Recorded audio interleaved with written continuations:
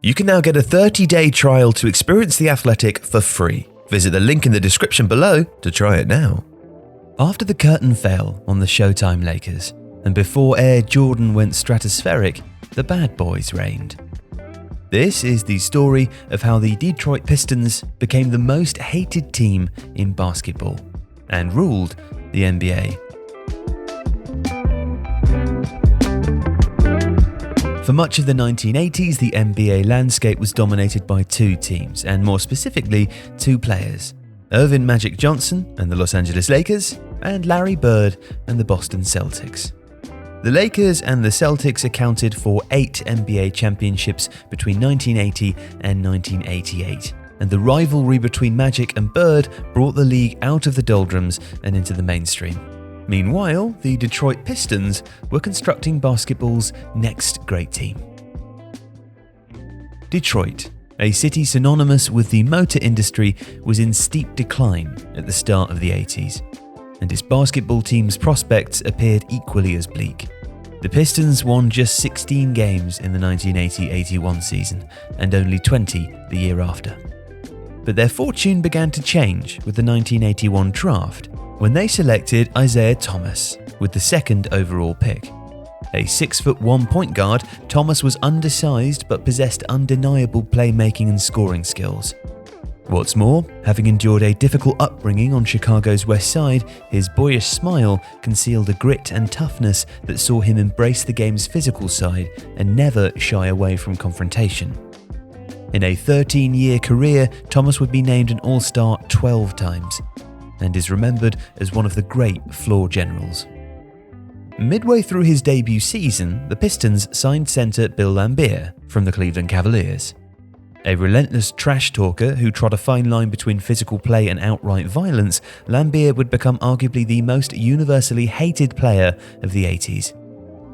But the 6'11" powerhouse was also an uncommonly deft shooter for his size, who would average a more than respectable 12 points and 10 rebounds per game across a 9-year career in Detroit, earning him 4 All-Star nods. During the 81-82 season, the Pistons also picked up guard Vinnie Johnson, a perennial sixth man who was nicknamed the Microwave for his ability to heat up quickly when brought off the bench. Detroit were compiling a formidable roster, but it was only with the 1983 appointment of coach Chuck Daly that they began to formulate the uncompromising style for which they would become known. In the mid-80s, the Pistons were led by all-star forward Kelly Tripucka, an elite scorer drafted the same year as Thomas. They had the best defensive rating in the league in 84, but were below average defensively and made little impact in the postseason. By 1986, they would be scarcely recognizable stylistically. That was the year that Joe Dumars, drafted the previous season, emerged as one of the NBA's elite defensive guards and the perfect complement to Thomas. Michael Jordan would later name Dumars as the best defender he'd ever faced. Together, Thomas and Dumars formed arguably the most influential defensive backcourt in NBA history, suffocating opponents with traps and double teams as far out as the three-point line and beyond, an approach common in today's NBA but rare in the 80s.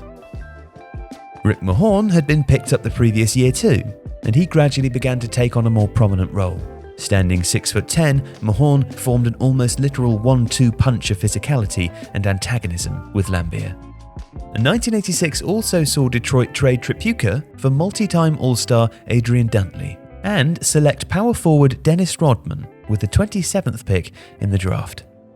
Before his flamboyant lifestyle and his mid-90s spell with the Chicago Bulls made him a household name, Rodman was merely a preternaturally gifted rebounder and indefatigable defender, with the versatility to guard any position. A 2-time Defensive Player of the Year, he led the league in rebounds 7 times and was named on the NBA All-Defensive First Team 7 times. With stout defense now firmly their foundation, the Pistons finished with a 52-30 record in the 1986-87 season, enough for the 3rd seed in the Eastern Conference. They reached the conference finals, where they lost a bruising 7-game series to the reigning champions, the Boston Celtics. But the Pistons had arrived as serious contenders, and they were ruffling feathers. And it was an end-of-season VHS released by the NBA that first labelled this incarnation of the Pistons the Bad Boys, and it was a moniker that they embraced. "I guess we're the Bad Boys," Thomas said, with a trademark smile.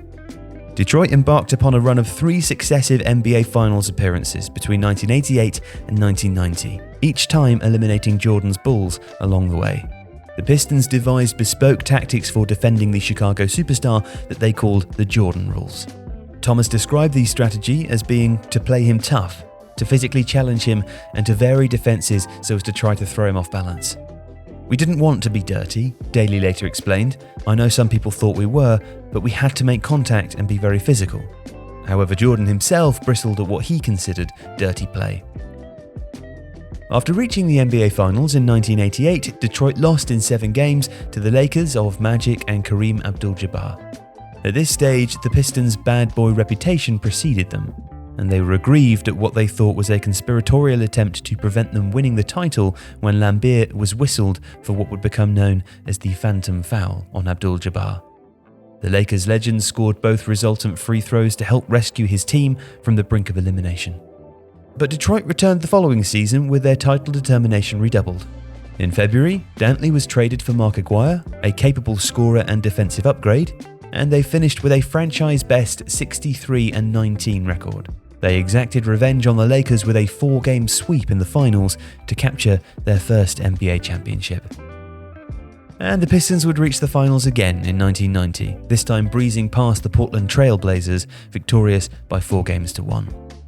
But ahead of the 1990-91 season, in an apparent effort to discourage overly physical play and deter Pistons copycats, the NBA introduced the penalty for flagrant fouls, awarding the fouled team 2 free throws and possession of the ball. Detroit again reached the Eastern Conference Finals, but this time they were finally beaten by Jordan's Bulls, swept 4-0.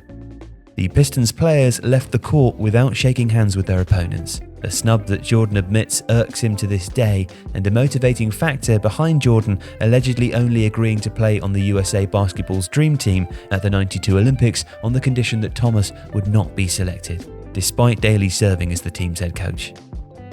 After being eliminated from the postseason by Detroit the previous 3 years, the Bulls had finally overcome their Achilles heel en route to the first of their 6 titles in 8 years. The Bad Boys era was over, and Air Jordan had taken flight. Sandwiched between the Lakers-Celtics rivalry and the 90s dominance of the Bulls, the Bad Boys Pistons are often remembered somewhat simplistically as the team that everyone loved to hate. But a fairer appraisal of their late 80s rise and back-to-back titles would remember them as a dynastic collection of stars as talented as they were tough. If you like this video, please consider subscribing to the channel. And if you do enjoy Tifo, you'll probably also like The Athletic. It has the best team of basketball writers in the world in a personalised experience connecting you with the teams that you care about the most, plus direct access to world-class journalists through live Q&As. And you can try it now for free for 30 days.